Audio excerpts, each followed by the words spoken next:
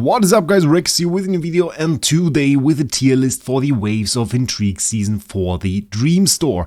The Dream Store is the store in which you can use your dream fragments that you earn in Dream Realm. And every month you can buy up to 15 copies of every single hero that is in here, and then it refreshes and you can do the same again. There are not really the new heroes in here. You don't find like a Zinbart, or you don't find like an Ulmus. Even the heroes like from the last season are not yet in here, so it's really just the older heroes, and only A tiers of course. So no S tiers in here, but still there are quite some gems in here and some heroes that you don't want to miss out on and need in this season. So I'm going to bring you a tier list. We're going to rank every single hero in here, and by the end of it you will know which ones you need and which ones you want to avoid. So, jumping right in here, we have 5 rankings, we have a tier list, we have all 22 heroes that you can find in the Dream Store, and it goes from S to D, D being the worst, S being the best, S meaning it's a hero you must have on your account in this season. If not, you're missing out on major damage or major rewards.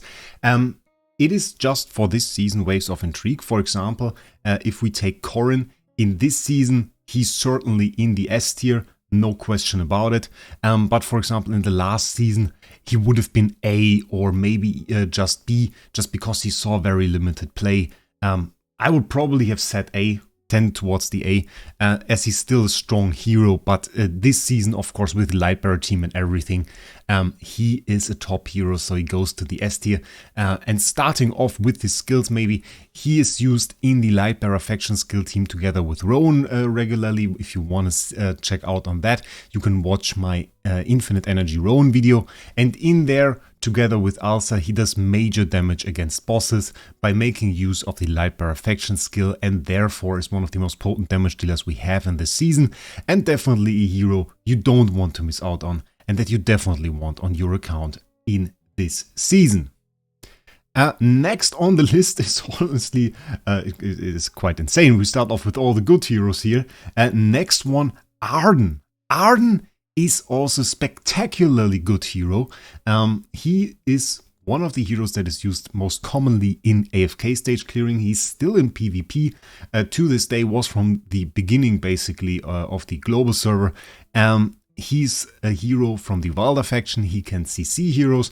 He profits from CC on heroes, so has a very good synergy with Iron, and can do a ton of damage with his ult as well. Very potent magic damage dealer, especially when confronted with larger groups of CCable enemies. So also a hero you must have on your account and you don't want to miss out on. So we already have 2 heroes in the S tier, which is kind of insane to start off just like that. Next up, Damien. Damien, also Wilder hero. Wilder, somehow still the most potent faction we have in this game. It's not even really an argument there. They have just so many crazy heroes, and even the ones that are less commonly used are still like pretty insane. So Damien didn't really make his way into PvE gameplay this season, despite having a very potent haste buff. He is still in PvP though, a very nice choice for that. And in some situations he can be used for to just enable Wilder faction skill, because you need 3 heroes for that. So he's kind of nice for bringing some heal, bringing a few summons, which are not your common summons, just like more support summons. I see him somewhere between A and B. He is strong in that sense, but he's not used that much at the moment. I still see him a lot in Supreme Arena. Together with Diurnal, I also use him in normal arena. So he's just like on the line between B and A, I would say. I would tend to put him in A just because he has been so long in PvP. It's almost crazy. So, next hero, Antandra. Antandra was a bit more common in the first, well, not the first season, the time before the first season, during like the main game story. I saw very commonly used in teams together with Odie, clearing AFK stages right there. And she's still a very potent tank. with the support ability as well. And sometimes I still see her being used. She got a bit outscaled, I think, by Fresto being a bit of a better tank there. So it's really not that common. I kind of like to use her when I make like a wilder team, maybe for Crystal Clash, or when I'm in the Mauler Tower. So I think she is still in an alright position, but moving a bit away from the meta. So I see her more at B, I would say. Also not the weakest contender on that list for B, but still like, is a bit of a tough sell. And it's becoming a tougher sell with every single tank that is released. Still, if you build a Mauler team and if you go into the Mauler Tower, put her in there. She's decent. She is pretty tanky. She has some knockdown, which is very nice, so we can definitely keep that there. And she's a hero that can also survive decently well if you teleport her with a Mauler faction skill. So in that regard, definitely not a bad hero. Not the #1 choice that I would pick there, but maybe get a copy. I think that would be right. Next one is Faye. Very, very uncommon hero in that sense, but also at the same time the only real healer that we find in the Lightbearer faction at the moment as a support hero. And in most healer comparisons you find Roan, but he has those potions, which is very limited heal. With Faye we find a hero that really has AoE heal. Is she commonly used? There are better healers in the game. I think that is like the problem. There are better healers in the game. So she finds very limited use, only I think really in the tower. And outside of that, I don't really see her. I didn't really see her in PvP, like, and not even in situations where you want to enable a Lightbearer faction skill. They just tend to use other heroes. Even instead Lucius. Lucius provides a shield, and even that turns out to be a bit more potent here. I wouldn't say she's just bad, because she's okay as a healer. But she's certainly like on the line between C and D. I put her at limited use because she still has her place in the tower. But once she loses that place in the tower, I think she will be gone. I think she will be gone. She will go to D tier. And I think any real healer that is released to the Lightbearer faction will be her end, basically. So I think she's a hero that would be alright if you just get a single copy. Like get a copy of her, which is pretty cheap to do. And then you just have a healer for the Lightbearer tower. And that will be a pretty good choice, I think. Next one, Coco. Coco, probably still the best hero to keep your team alive. As long as you can get her to the point where she doesn't ult, she will put a very interesting effect on your team that protects them from damage. And if you have her at Supreme Plus as well, and you can get like a big shield from her, and that will definitely help to keep heroes alive. And early on in Dream Realm, she's oftentimes meta. She's still meta, I think, against Skyclops I saw her in the teams. She's just the best at keeping her team alive, giving also out some attack buffs, and is a mauler, so in a good faction where you have multiple heroes that synergize with her. So if you want to have like a faction aura, you can put that together with Odie, and you will have a very nice team. So I think in my opinion, she is a must-have. I put her there. Especially at the beginning of a season, you don't want to run your account without a Coco. Next one is a bit of a confusing one, I have to say. Because I wasn't really confronted with Mirrell a whole lot in the game. Like as an enemy you see her, and if you fight against higher faction skills, then you know once she gets her ult, she will send a flame wall towards your team that will wipe out everything, which is insane. And I didn't really get to play her a whole lot until it was the Set Sahara fight of the last season. And there she was a good choice because she has very high multipliers on her skills. She's not like a hero that deals low damage. Her multipliers are actually kind of up there. So is kind of good in that regard. Never sees any play. Not in the Lightbearer team.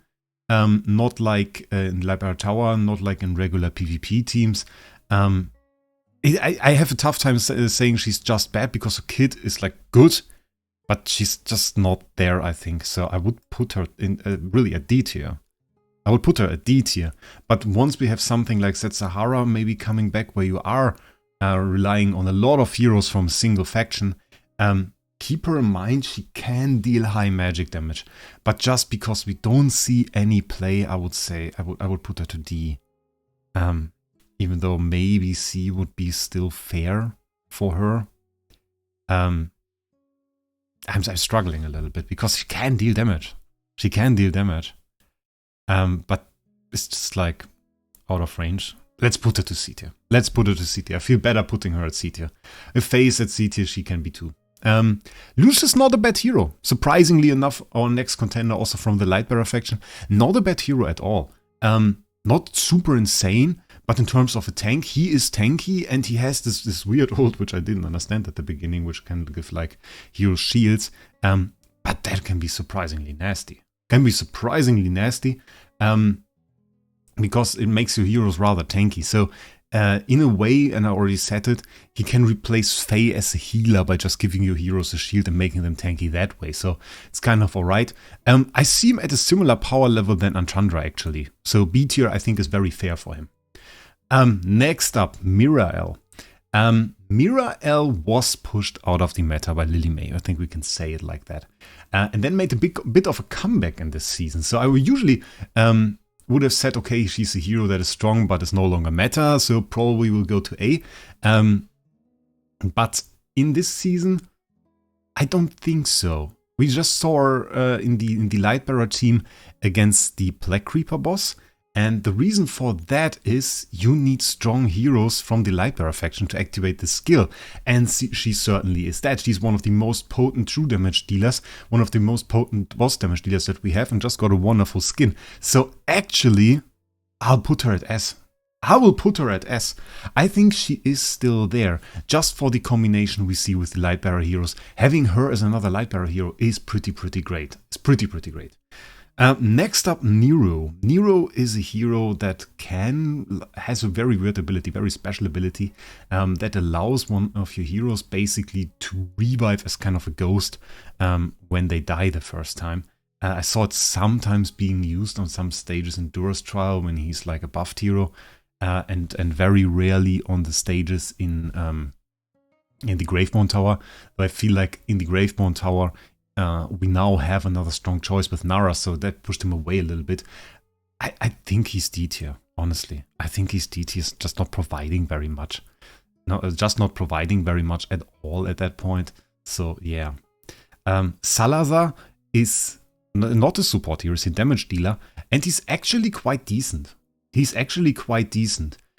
he see a lot of play? No, not really, though. I feel like people underuse him a little bit, especially in tower. He's better than people think. He can deal some damage. He was never meta. But maybe if Zetsara or something comes back, keep him in mind, because he's alright. I would put him at limited use. Let's put him to the right there. And I think that is good. Kruger, you see sometimes pop up. You especially see him pop up in like boss fight situations, battle drills, when you need a fizz damage debuff. So like to have the enemy receive more fizz damage. And then you see him come out, and I mean, like, in a sense, he's a mauler. So that is good, because many strong mauler heroes are there. He can be very tanky. He gives himself a shield with his abilities. He debuffs the enemy in a pretty strong way. I would say I would want to have him on my account. In terms of play, mostly boss fight situations. A little bit less now, but I would say once we get another strong fizz hero, he might be back, and I'm like struggling between A and B at this point. Would probably say A, honestly. I saw him more often than Antandra, to be honest. So I think he's alright there. Then we have Odie. Odie, top meta hero still. Damage wise, one of the most insane heroes to put against bosses, especially against early bosses that have like lower defenses, where his multipliers can really shine. And at every start of the season, you see him destroy. It is like a very common thing that we see. He is there, and he's the hero you want at the start of every season. So it was the same for Waves of Intrigue, and I think it will be the same for whatever season we get next. So I think Odie is a hero you want to have on every single account. And honestly, like, if we would do an order, this is the hero you want to get from this. Like, Corian might not be meta anymore next season. I'm positive Odie will still be. And you will be set when you have him. And you will have a hero for AFK stages. You will have a hero that's great if you manual cast his ults. Especially great, honestly. So, a pretty good hero. And might actually be our last S tier. It might actually be our last S tier. Parisa, bit overlooked. Got a bit more popularity, I feel like, in recent times. Actually very decent damage. Actually great if you wanna deal damage against Glyph Shade in the guild and want to build up our faction skill for Wilder. And in those situations, you can always put her in there. She's very, very great for that. And one thing that many people don't even know about Parisa is that she buffs the attack speed of the nearest ally. So you can use her as like damage support. In some situations she deals the most damage though, especially against like those stronghold fortresses in battle drills. And then even buff another damage dealer, for example an OD or something. So while I wouldn't say she's quite there at S tier, she's definitely at A. She's definitely at A, and she's a strong A. I would have said like Kruger is a weak A, Parisa is a strong A. Luca, yeah, limited use, maybe. Like, deals damage, has a little bit of an attack speed buff, will be in some teams if you have like, if you need a little bit of a buffer there with limited damage capabilities. It's probably like a weak C, I would say. It's one of the weaker Wilder heroes. It would have been fair if to put her just at D. You probably shouldn't get her, honestly. Let's put her at D. You shouldn't get her.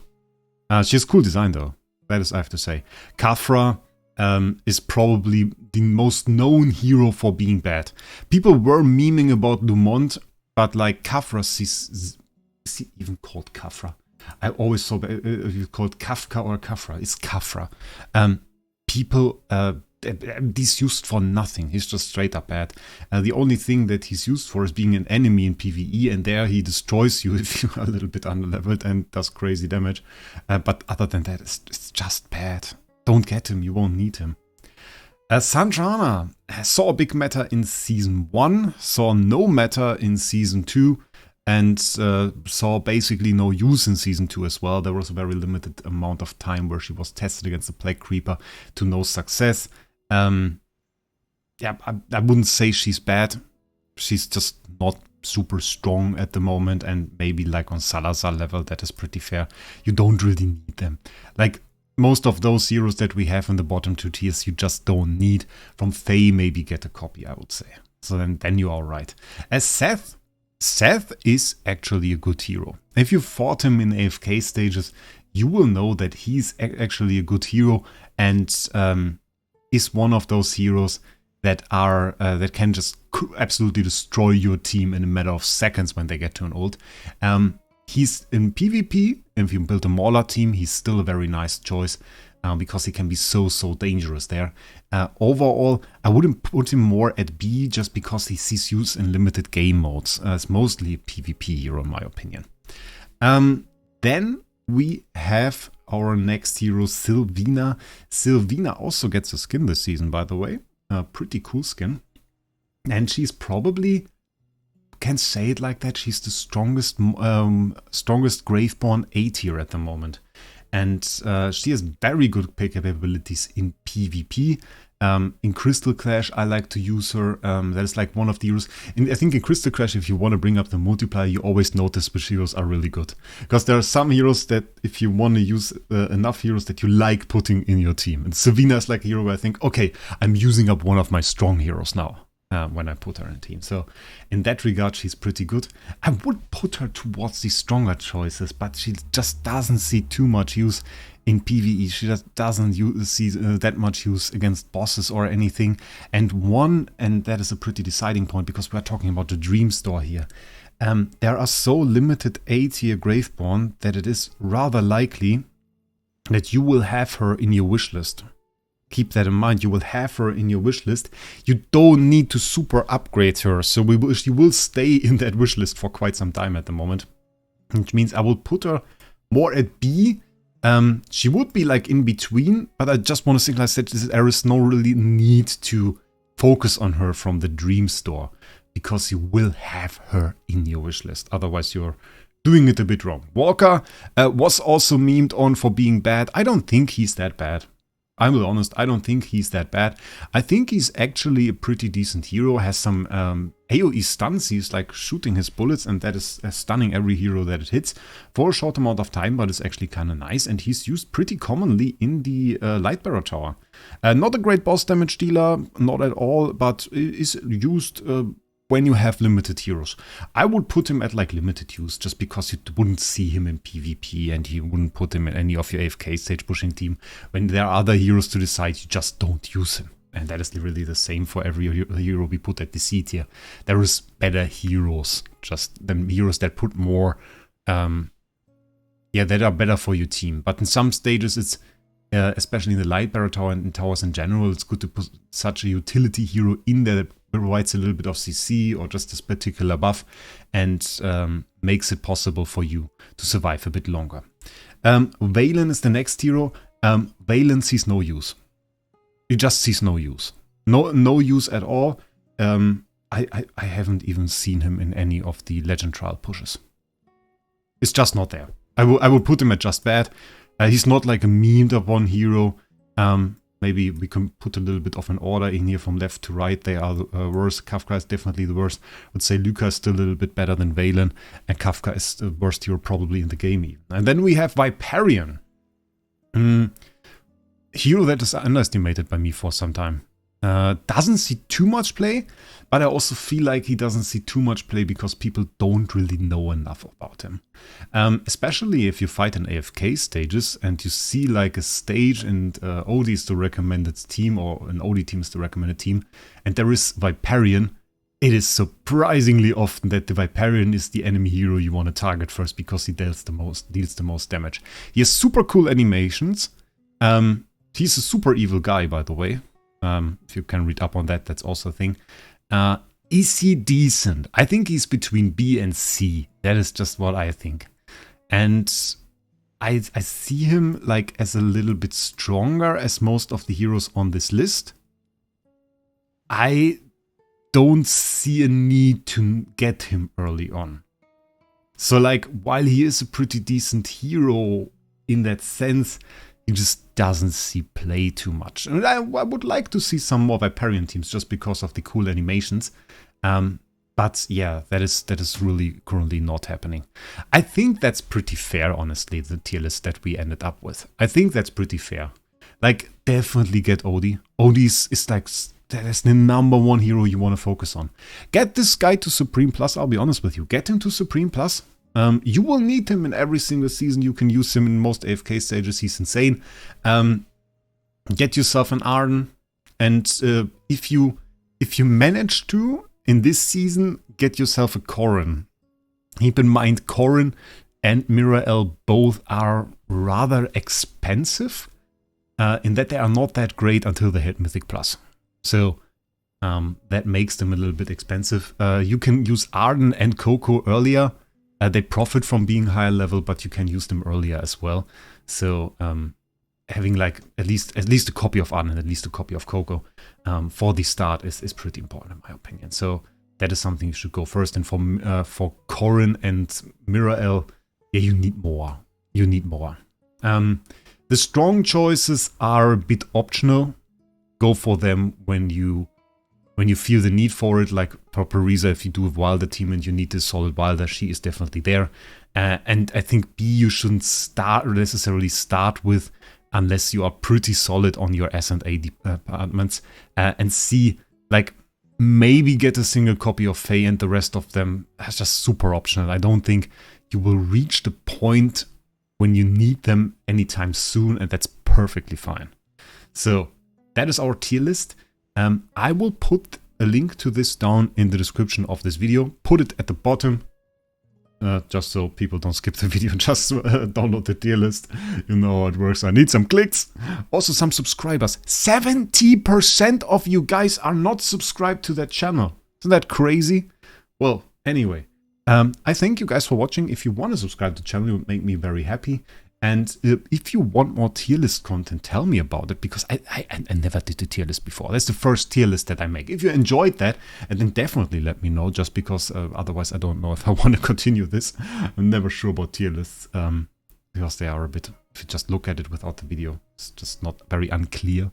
It's just not very clear what they mean and what the reasons are, for example, that I put Viperian here. But I think we explained that now. And well, I hope you enjoyed it. And other than that, I wish you a great day. We'll see us in the next one.